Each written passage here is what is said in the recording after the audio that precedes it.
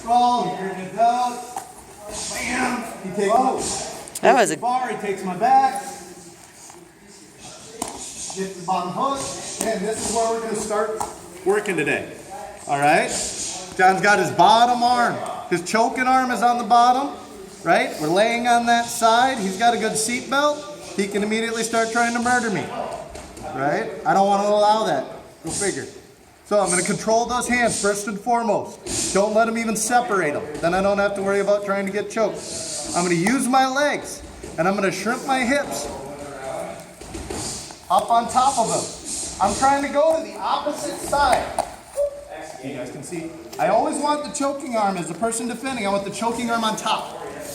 Okay? Even if John's got it around my neck. I always want it on top. I want to be looking into that. Alright, if you think of his arm like a tie, I want to untwist that tie. Turning into it tightens the choke. Right? I'm pulling everything tighter. Making that triangle smaller. I want to take this triangle around my neck and make it bigger. Make sense? So I do that by shrimping again. The same way I got over here, I'm going to shrimp away and start turning him off my back. I'm using the ground to scrape him off. If I start driving to try and raise, he's going to get his hips underneath me and take me back to the other side. I don't want to allow that. This is where the battle happens. I'm always looking to the sky. I start turning my hips. Next part. See how his head is still under mine? He's able to trap my head in there. So I got to get my head to the ground. Now he's going to, see how that already created a bunch of space there? Between my neck and his arm. As long as his head is under my neck. He's got that frame around my neck, his head, his arm, his forearm. Okay?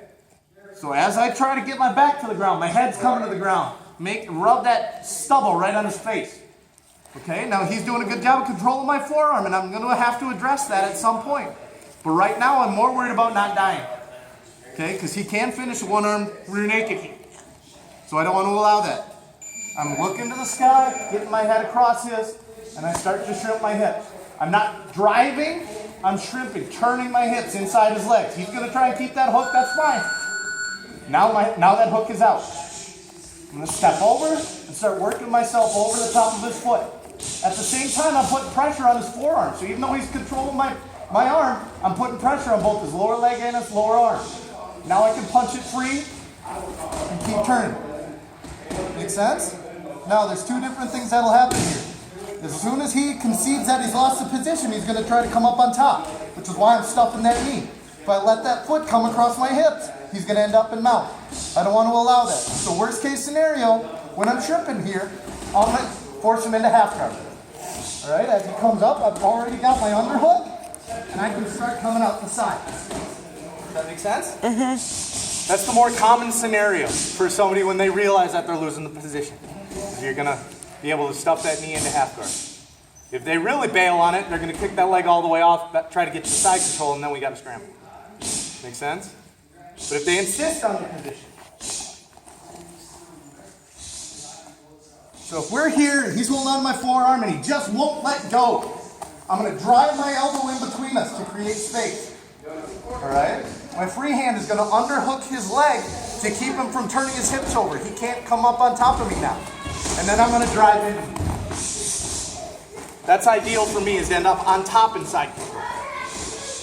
Make sense? I use my forearm to keep space. I don't need to keep worrying about his arm once I've turned my head past his. He can't choke me anymore. Cool? So, we're just going to work on this right now, then we'll build back up to the whole drill. So one more time. John's on my back. I'm laying on the wrong side. He's trying to kill me. We started in the seatbelt. All right, back to the seatbelt. Yep, because this is where we came out of our drill. Up, so his hands are crossed. I'm clamping onto him. I'm going to use my legs to get over to the other side. What's next?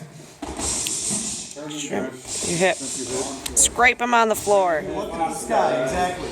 Using my feet to turn my hips out, look into the sky. I drive my head through his. Keep holding onto that arm. If I let go of that arm, he's going to come up to my back. Exactly. Now I'm in trouble.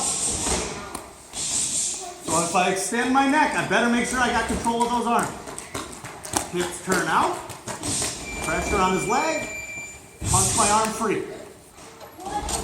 Keep shrimping. I'm laying on that leg. Swim underneath. Elbow to the ground. Keeping his hips up. Right? Even if he turns up, try to come up on top. I can take control of his hips. Questions? 1, 2, 3.